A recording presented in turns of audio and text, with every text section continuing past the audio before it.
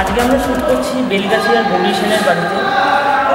একটা vital question shoot হচ্ছে আমাদের, ছবি একটা মেজর চাম শ্যুট হচ্ছে, যেখানে রজতাবদা, খরাজদা, সাহেব বচ্চাজ, মুমতাজ, এনা এরা সবাই আছে এই সিকোয়েন্সে। তো বেসিক্যালি এই সাবজেক্টটা যেটা আমি নিয়ে কাজ করছি সেটা আশা করি এই সাবজেক্ট নিয়ে এখন কিন্তু কাজ হয়নি। ঘুরিয়েছে এখানে দাঁড়িয়ে এইভাবে দাঁড়াচ্ছে,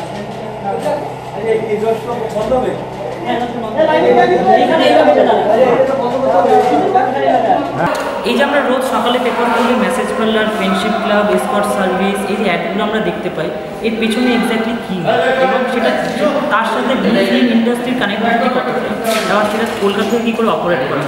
তো এটা আমার এই কনসেপ্টটা নিয়ে যখন আমি প্রথম রিসার্চ ভাবি, প্রথমে একটা জিনিস আমার খুব ইন্টারেস্টিং লেগেছিল যে আমি যখন পেপার পড়ে এটা দেখলাম আমার সেটা খুব ইন্টারেস্টিং হচ্ছে এক্স্যাক্টলি এখানে কী হয় এবং এটা এক্স্যাক্টলি কী, এবং সেটার উপর যখন আমি রিসার্চ শুরু করলাম এবং এমন কিছু তথ্য আমার কাছে এলো বা আমি এমন জিনিস জানতে পারলাম এবং কারা কারা এই মানে এই যে মেসেজ পার্লার, ফ্রেন্ডশিপ ক্লাব এর সাথে ইনভলভ, যখন আমি জানতে পারলাম সেটা আমার কাছে খুব শকিং ছিল।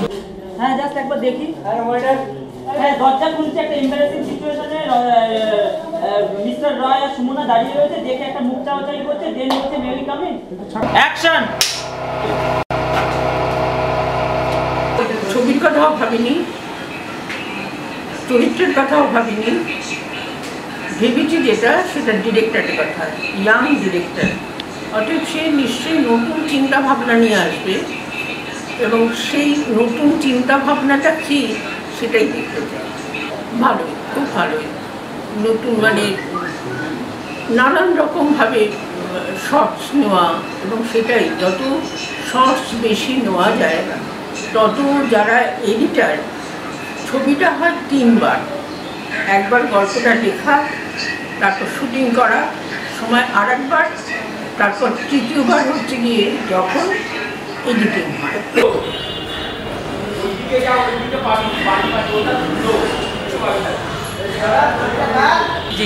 যেই বাড়িটাতে এখন আমি দাঁড়িয়ে আছি, গৌরী সেনের বাড়ি বেলগাছিয়াতে, যেখানে সাহেব এবং মুমতাজ আমাদের ছবির দুজন ক্যারেক্টার, নীল এবং মোনা, তাদের খুব ইন্টারেস্টিং কিছু সিকোয়েন্স এখানে শ্যুট আমি করছি। আমি খুব এক্সাইটেড এই ভেবে যে এখানে মানিকবাবু আমাদের সত্যজিৎ রায়, উনি চিড়িয়াখানার শ্যুটিং এই বাড়িতে করেছিলেন। তো সেটা নিয়ে আমি খুব এক্সাইটেড যে আমি সেখানে দাঁড়িয়ে আছি এবং সেই ইয়েটাতে আমি শ্যুট করছি, সেই এনভায়রনমেন্ট, সেই অ্যাটমসফিয়ার, সেই সব কিছু আমি যত দেখছি আমার খুব ইন্টারেস্টিং লাগছে। আর ইয়াংগেস্ট ডিরেক্টর, আমি যখন রণদীপের সঙ্গে আমার প্রথম দেখা হয় তখন আমার মনে হয়েছিল যে বাচ্চা ছেলেটা ছবি করবে, ইন্টারেস্টিং। তারপর যখন ও আমাকে মানে শুরুতে ও গল্প বলতে শুরু করে এবং এত নিটলি গল্পটা বলে, মানে কীভাবে মানে শর্ট টু শর্ট এইভাবে যখন ডিসক্রাইব করতে থাকে তখন আমার কাছে খুব ইন্টারেস্টিং লাগে যে আচ্ছা, খুব ভীষণ হোমওয়ার্ক করা একটা ছেলে বলে মনে হচ্ছে এবং প্রমিসিং। এবং কাজ করতে করতে আমি যেটা লক্ষ্য করছি যে হি নোজ কোনটা তার চাই, কোনো কনফিউশনের জায়গাটা নেই। এটা অনেকেই অত চিফ এডি অত জিজ্ঞেস করছেন এটা নিলে হয় কি, এটা নিলে, ও জানে যে কোনটা নিতে হবে, না এটা নেওয়ার দরকার নেই, অথবা হ্যাঁ এটা নিতে হবে। এটা খুব ইম্পর্টেন্ট, পজিটিভ জায়গা।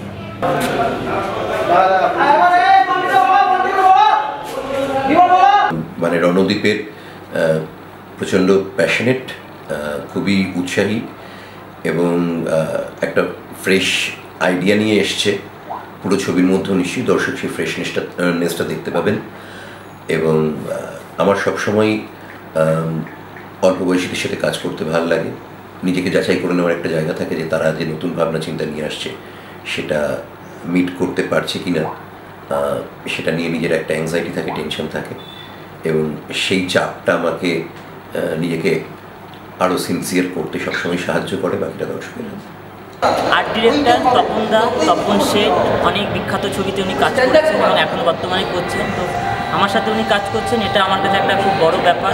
এবং ফাইনালি তোমার বক্তব্য এবং তোমার যা কিছু ছবিটাকে নিয়ে চিন্তাভাবনা এবং কতটা ছবিটা ইউনিক এবং তোমার কাজ করে কীরকম লাগছে সেটা তুমি যদি আমাদের সাথে শেয়ার করো। সত্যি কথা বলতে কি, আমি তো অনেক ছবি করলাম, ডিরেক্টর বলেছে, কিন্তু এই ছবিটার গল্পটা না একটু আলাদা, একটু হাটকে। কারণ এরকম গল্প এর আগে হয়েছে বলে আমার ঠিক জানা নেই, কারণ আমি যতদিন ফিল্ম ইন্ডাস্ট্রিতে আছি ততদিন এই গল্পটা আমি দেখিনি। সত্যি গল্পটাতে কাজ করতে গিয়ে স্বাধীনতা পেয়েছি, নিজের মতো করে সেট করতে পেরেছি। তো আমার মনে হয় দর্শকদের ছবিটা ভালোবাসবে, ছবিটা ভালোও হয়েছে এবং হচ্ছে। আর সেটার দিক থেকে বলতে গেলে বলবো আমি অনেক দিন পরে এই ছবিটাতে খুব ভালো ভালো সেট তৈরি করেছি এবং সেটা কিন্তু সম্পূর্ণ ডিরেক্টর আমাকে সহযোগিতা করেছে এবং ওর সঙ্গে আমি আলোচনা করেই কাজগুলো করেছি। কাজটা ভালো হচ্ছে, প্লিজ ছবিটা আপনারা দেখবেন। নট এ ডার্টি ফিল্ম, এই ছবিতে ডিরেক্টরের সঙ্গে প্রথম কাজ করছি। ক্যারেক্টারটা ভেরি ইন্টারেস্টিং, এর আগে এরকম ধরনের ক্যারেক্টার আমি কোনো ছবিতে করিনি। খুব ভালো লাগছে কাজ করতে। সবচেয়ে বড় কথা যে রণু আমাকে যে চরিত্রটা করাচ্ছে সেটা ফ্রি অ্যাক্সেস দিয়েছে অভিনয় করার জন্য। সত্যি কথা বলতে আমার ডিরেক্টরকে আমার নিজের ফ্রেন্ড মনে হয়, কারণ ও যখন শুটিং করায় তখন মনেই হয় না যে শুটিং করছি। এতটাই অর্গানাইজড একজন ডিরেক্টর, শুটিংয়ের আগে থেকে জানে কি করবে, ও কখনো মনে হয়নি শুটিং করছে, মানে পুরো ব্যাপারটা ঘটে গেছে, ক্যামেরা শ্যুট করে গেছে, মানে ক্যামেরা আমাদেরকে ক্যাপচার করেছে, আমরা ক্যামেরার কাছে এসে কিন্তু ক্যাপচার হইনি, কারণ ও এতটাই ভালো করে আমাদের প্রিপেয়ার করেছিল। টাইটেল দিয়েছিলাম নট এ পর্ন ফিল্ম, তো সেটা ইম্পা থেকেও একটা মানে ওদের অবজেকশন ছিল যে এই পর্ন ওয়ার্ডটা নিয়ে ওদের প্রবলেম ছিল যে porn is too much good for Bengali culture. তো সেখানেও আমাকে একটা প্রায় রীতিমতন যুদ্ধ করতে হয় এবং ফাইনালি সেটা চেঞ্জ হয়ে যায় এবং ফাইনালি এখন এই নামটা হয় নট এ ডার্টি ফিল্ম।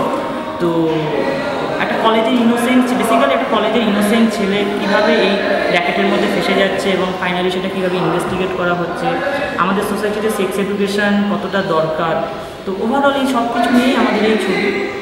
তো আশা করি, চেষ্টা করেছি একটু অন্যরকম কিছু করার, সবাই করে, আমিও করেছি। তো আপনারা ফাইনালি এসে দেখলে এবং সেটাকে ভালো লাগলে ভালো বলা, খারাপ লাগলে খারাপ বলা, ক্রিটিসাইজ করুন, অ্যাপ্রিসিয়েট করুন, যেটাই করুন, সেটা অ্যাটলিস্ট হল পর্যন্ত আসলে পরে আমরা আরও এন্ট্রি পাবো এবং আরও নতুন নতুন প্রোডাকশন হাউস আসছে এবং আমাদের কাজ করার সুযোগ দিচ্ছে, তারাও ছবি করতে পারবে, মার্কেট বাড়বে এবং আমরা আরও ভালো ভালো ছবি করতে পারবো বা ছবির মার্কেটটা অনেক বাড়বে। সুতরাং অ্যাটলিস্ট ভালো লাগুক খারাপ লাগুক আপনারা আসুন এবং এসে হলে ছবিটা দেখুন, এটাই এক্সপেকটেশন।